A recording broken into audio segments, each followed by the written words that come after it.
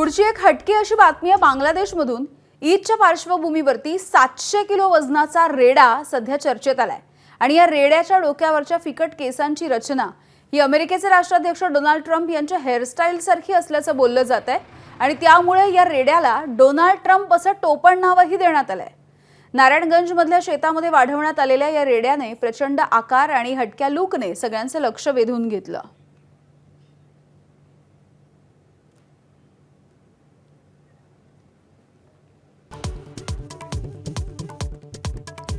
Petrol आणि डिझेलच्या दरांमध्ये पुन्हा एकदा वाढ। पेट्रोल 86 पैसे तर डिझेल प्रति लिटर 83 पैशांनी महागलं। आठवड्याभरामधली दुसरी दरवाढ। रशियाकडून तेल खरेदीला अमेरिकेकडून आणखी 1 महिन्याची मंजुरी। कच्च्या तेलाचे भाव प्रति बॅरल $111 वरती पोहोचल्यामुळे निर्णय।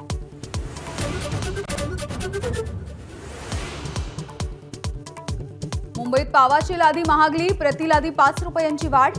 वडापाव आणि अन्य पावाच्या पदार्थांवरती परिणाम।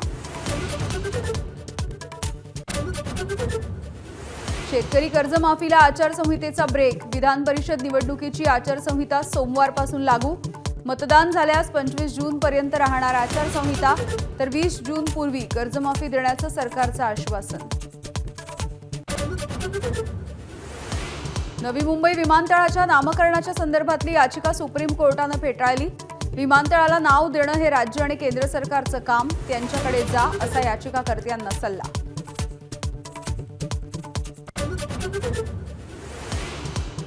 पुण्यामधल्या पाबळमध्ये 3 वाहनांचा भीषण अपघात। मालवाहू रिक्षा चालकाचा जागीच मृत्यू।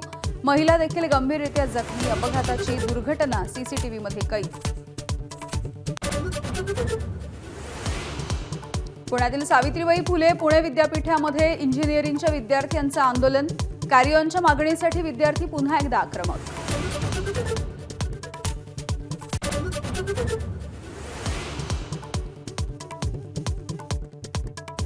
खतरनाक कुत्र्यांना मारून टाका, सुप्रीम कोर्टाचे केंद्र आणि राज्य सरकारांना आदेश।